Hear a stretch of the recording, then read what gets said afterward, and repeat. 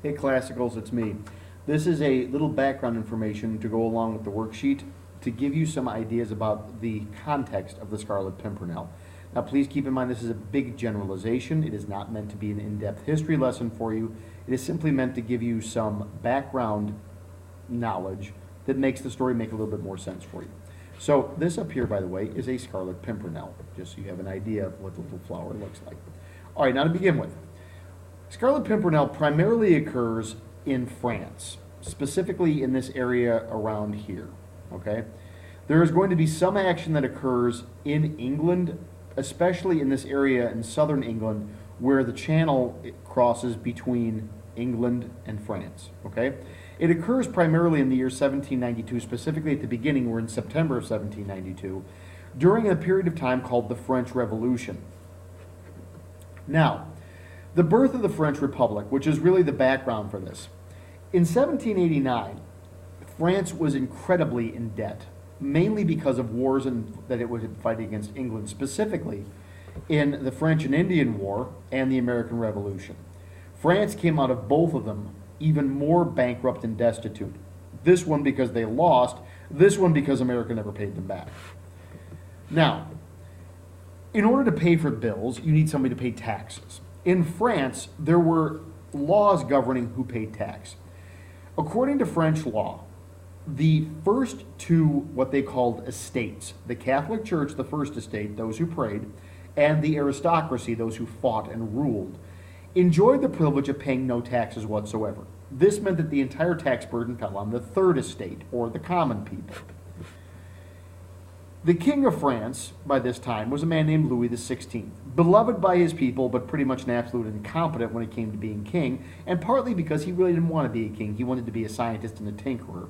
And his very attractive but incredibly ditzy foreign wife, the Austrian princess Marie Antoinette, were exceptionally out of touch with the poverty and needs of the French people. Now, to his credit, Louis did try to fix things. The problem is that every time Louis made budget cuts and attempted to get parts of the government removed, his ministers and other aristocrats refused to go along with them. When he had people who did want to go along with him, the rest of the aristocracy would force them out of their position, making virtually impossible any change at all. In order to deal with this, the king formed a new government that gave the common people a say in the lawmaking process and the ability to fix the debt, not unlike how we have a Congress or England has a parliament. The French made their own version of this with the idea of helping to fix the problems.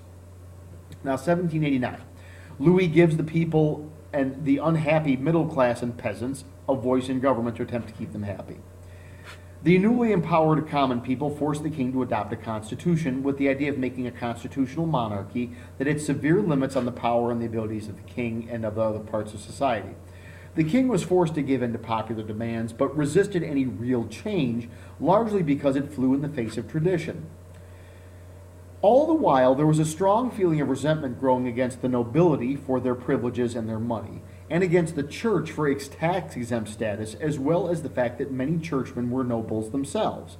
And particularly among groups of people who were intellectuals, non-Catholics like the French Huguenots, as well as secret societies and Freemasons, who resented the power and authority of the old order and also were directly opposed to the Catholic Church. Attacks on the church's position resulted in the government actually abolishing the Catholic Church in France and creating its own government Catholic Church, making all priests and nuns swear loyalty to the government and making them government employees paid by government salaries. 75% or so of the priests and religious objected to this and were either killed or thrown out of France as a result of it. The king himself was imprisoned when he and his family attempted to flee to Austria to escape some of the shenanigans that were going on. Later, when it was discovered that the king wanted to get rid of the revolution entirely, he was eventually beheaded. This beheading and the eventual beheading of his wife, Marie Antoinette, but specifically of King Louis, led to most of Europe declaring war on France. Now, the lead into what is called the Terror. The people's government divided into two factions, and these factions were named after where they sat in the assembly building. You have the right wing, or known as the far right, were those who wanted to preserve the France of old, making changes to the way that the government was run, fixing the problems, but overall keeping things the way that they were. They were known as the Girondins. On the other hand, you have the extreme left, or the left wing of the building, the ultra-liberals who wanted to overthrow everything, undo the entirety of society, and start over. They created a brand new calendar for France. They created a French church that had nothing to do with reality or God as anybody knew it.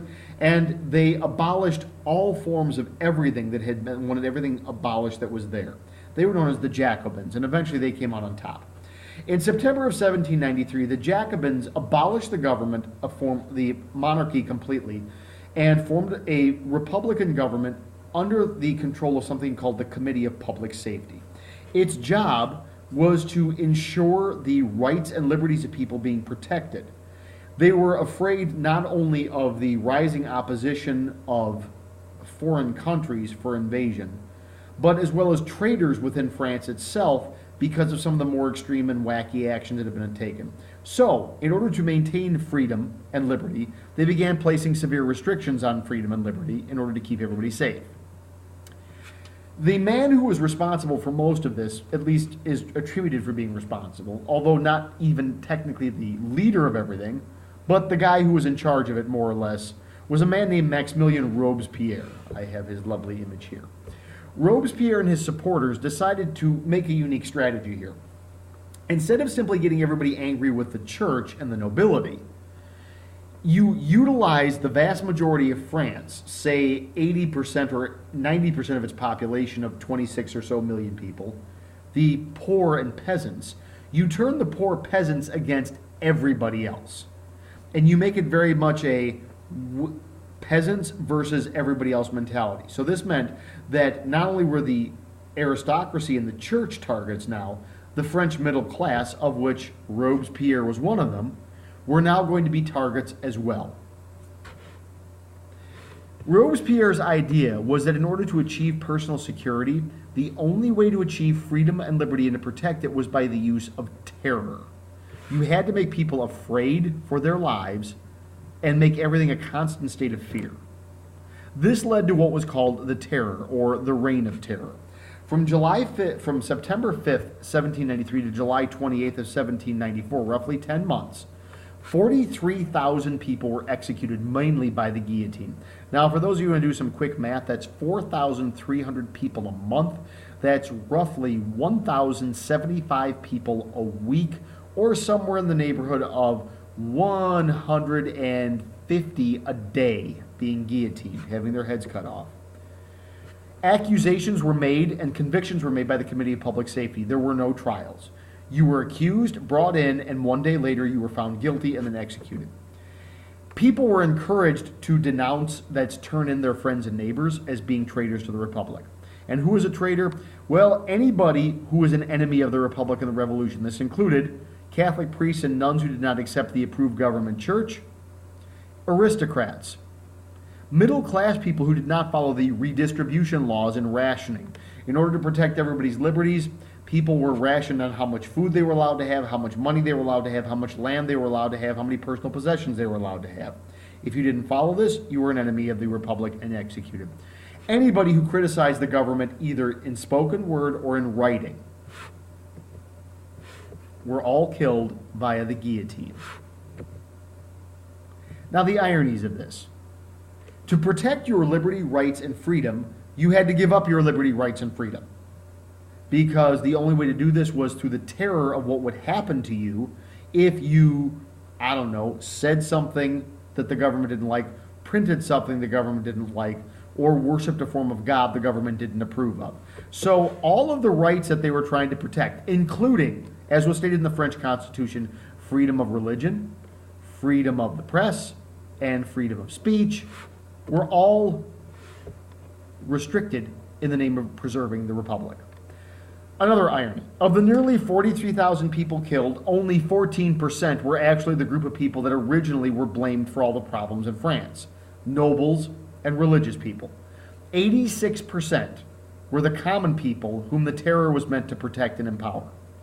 And, even maybe more ironically out of the end of all of it, Coming out of the terror, France ended up having its republic dissolved and was replaced by a military dictatorship / imperial monarchy under the leadership of a tyrant who was vastly worse than their former king, and whom they literally worshipped like a god, which is kind of creepy and terrifying in its own way. So all things considered, this is the background of the book. Now, please keep in mind that there are some historical inaccuracies regarding the timing of things. Technically speaking, the French Revolution did not have the Reign of Terror begin until September of 1793. Baroness Orczy has it occurring during 1792. The Committee of Public Safety did not officially exist in 1792 either, but for convenience sake, she puts it there because it makes the story a little bit better. And overall, a lot of people have sort of fallen in line with her version of how things fell out to oversimplify the way the excesses of the revolution carried on.